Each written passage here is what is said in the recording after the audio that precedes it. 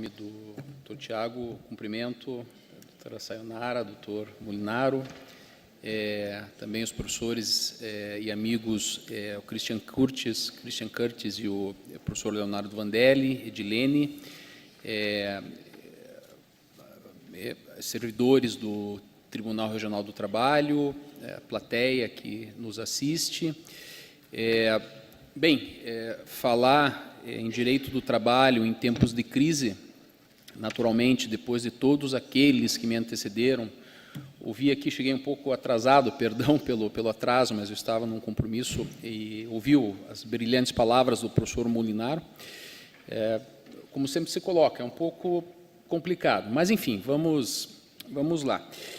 A minha formação acadêmica é na área do direito internacional. Então, nada mais salutar aqui do que nós buscarmos aqui fazer uma reflexão dentro desses 20 minutos que nós temos, no que diz respeito à aplicação do direito do trabalho, né, das convenções, da OIT, por parte dos juízes brasileiros, né, por parte tanto do TST como por parte dos tribunais.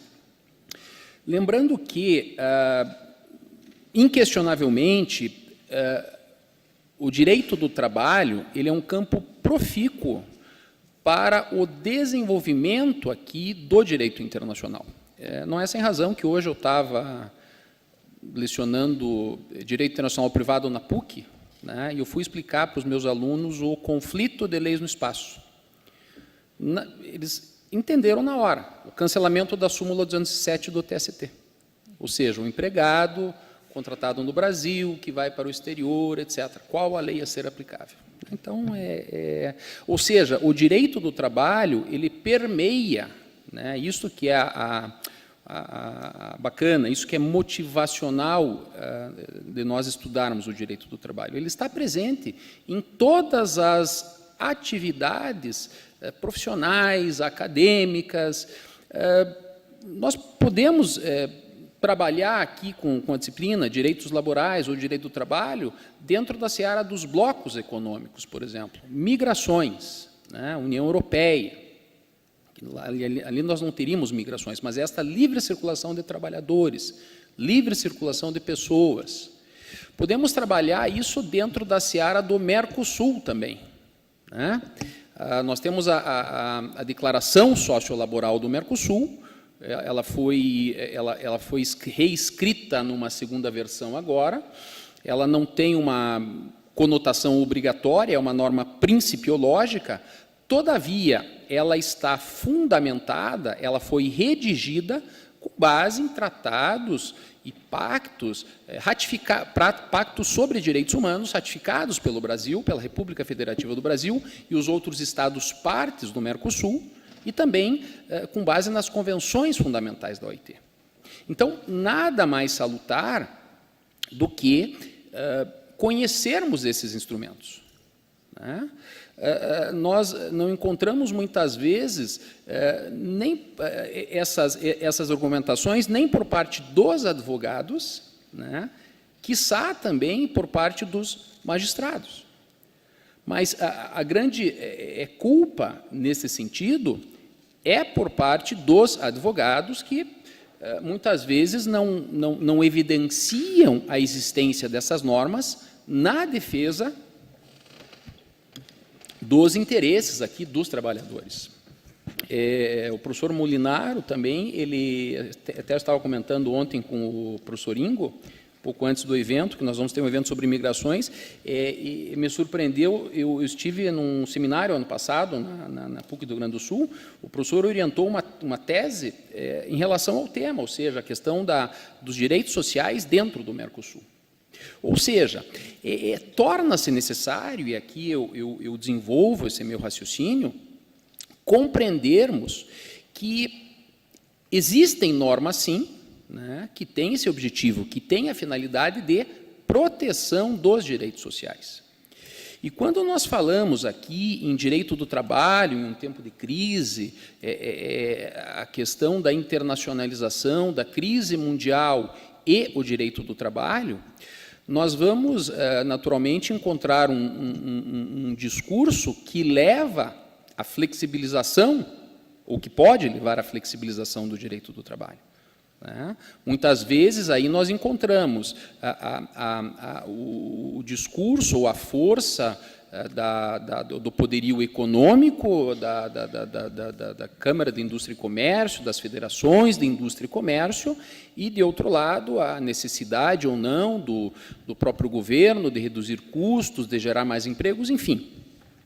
Mas uma questão, nós temos que ter em mente, e é aí que eu faço a minha leitura enquanto internacionalista, e eu pretendo fazer uma leitura objetiva, até em virtude do pouco tempo que nós temos, que o Brasil, estou aqui diante do professor Christian Curtis, ele é especialista nesse tema, o Brasil ratificou vários tratados de direito internacional e várias convenções da OIT.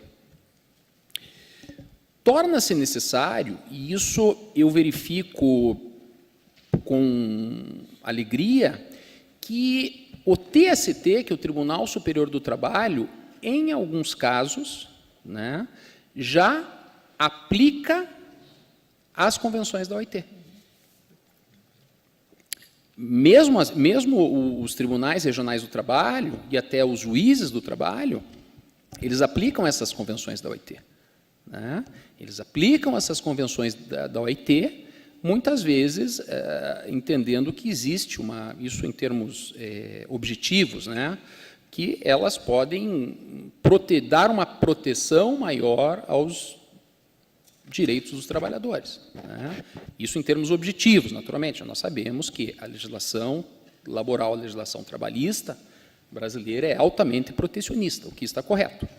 Mas o que nós verificamos é o chamado controle de convencionalidade, né? O chamado em termos objetivos, ou o controle de constitucionalidade, que é realizado no plano interno. Né? Alguns chamam de controle de convencionalidade, outros de controle de constitucionalidade.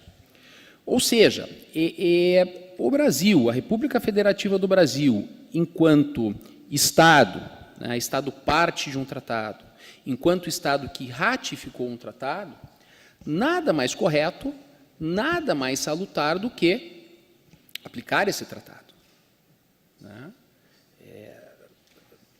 Porque, ao ratificar um tratado, o Brasil tem que cumprir esse tratado. No plano internacional, ele pode ser responsabilizado, ok. Agora, a questão, é o que eu coloco, inclusive, é um tema que eu comecei não a trabalhar, mas a explorar na área do direito do trabalho no curso de especialização aqui do TRT. Ou seja, cabe aos advogados e cabe aos juízes aplicar esses tratados, essas convenções que a República Federativa do Brasil é parte, que o Brasil ratificou. E aí nós temos vários exemplos. Houve um evento que foi realizado em 2014 aqui sobre a Convenção 58 da OIT, né, que o Brasil ratificou e depois denunciou, etc.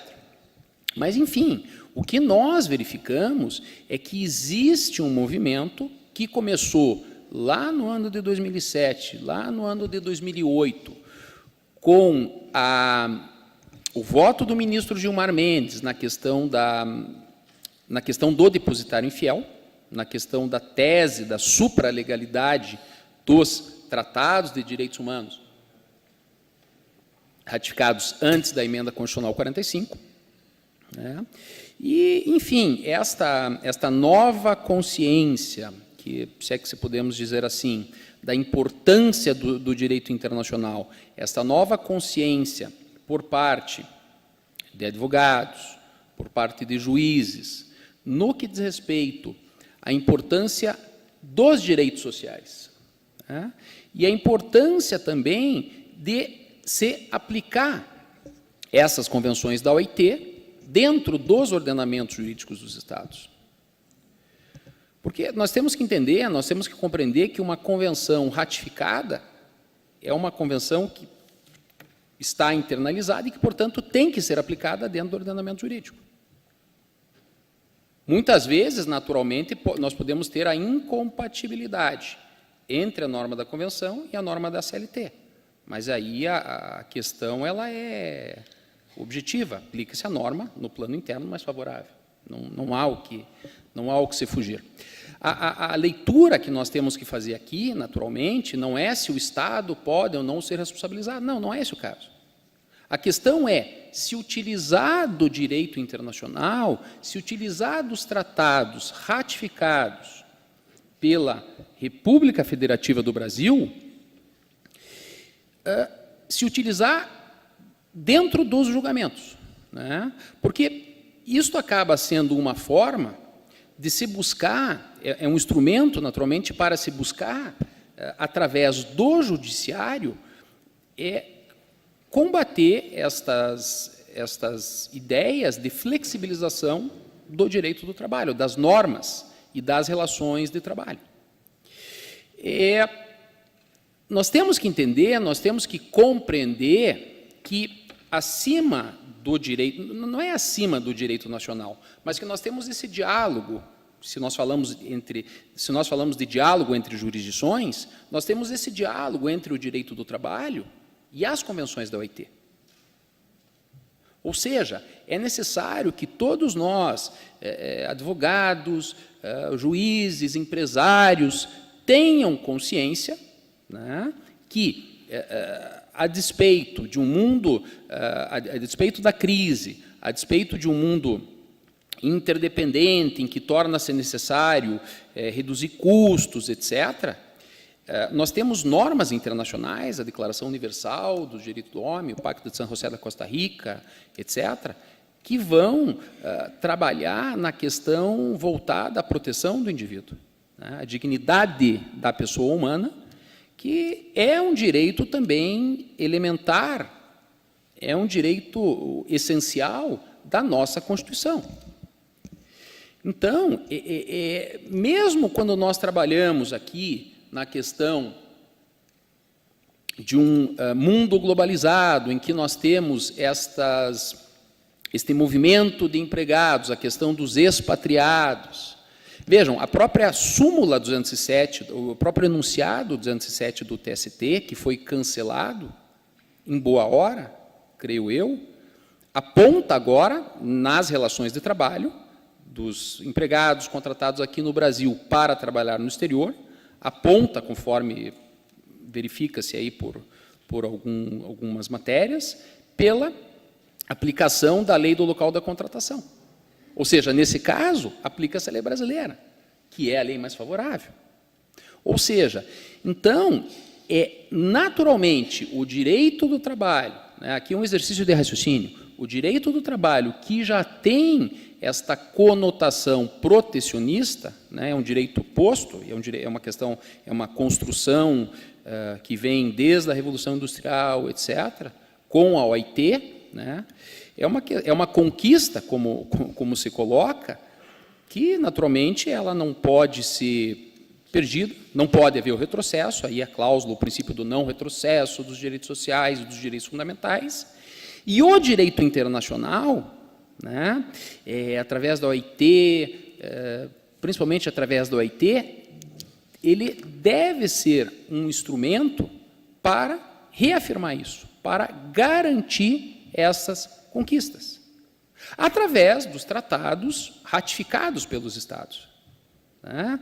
Outros temas que não cabem muito aqui, mas mesmo quando nós falamos sobre a OMC, sobre a Organização Mundial do Comércio, nós vamos falar sobre a ideia de dumping social, que não é o caso aqui de discutir se é um termo correto, se não é um termo correto, mas o termo técnico de dumping social, né, o que existe é o dumping.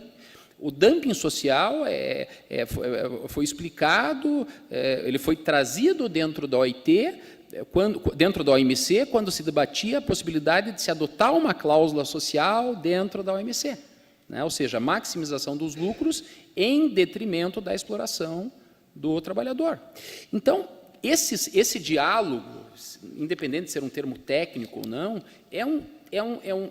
esse diálogo entre o direito internacional e o direito interno, isso permite um avanço, permite questionamentos. Porque, veja, dumping social ele é trazido tanto dentro do direito econômico como dentro do direito do trabalho, né? No plano interno.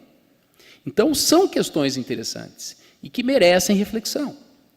Então, dentro do tempo que nós temos aqui, eu reafirmo, eu fico feliz aqui por participar deste evento e reafirmo aqui a necessidade aqui de se buscar uma aplicação prática, né, uma aplicação prática para toda essa teoria que nos é colocada, né, de maneira correta, de maneira acertada.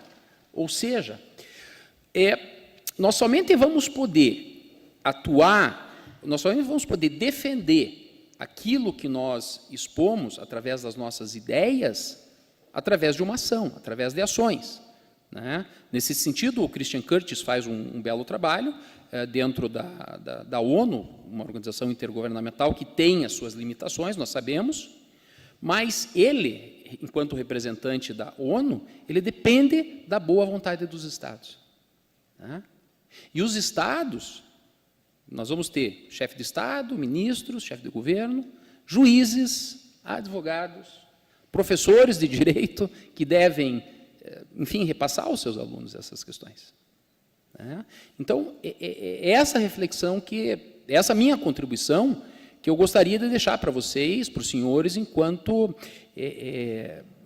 enfim, pesquisador, professor de Direito Internacional e consultor jurídico, e atuo também aqui na área dos direitos sociais e na área de direito ao trabalho, ou seja, uma necessidade de se buscar uma efetivação, uma aplicação desses relatórios que são produzidos pela ONU sobre a interpretação e aplicação do direito do trabalho no mundo. Né? Vamos interpretar essas questões, vamos aplicar essas questões. Okay? Então, são essas questões que eu gostaria de deixar. Ou seja, nós temos um direito posto que nós temos que nos apropriar desse direito e aplicá-lo. Muito obrigado.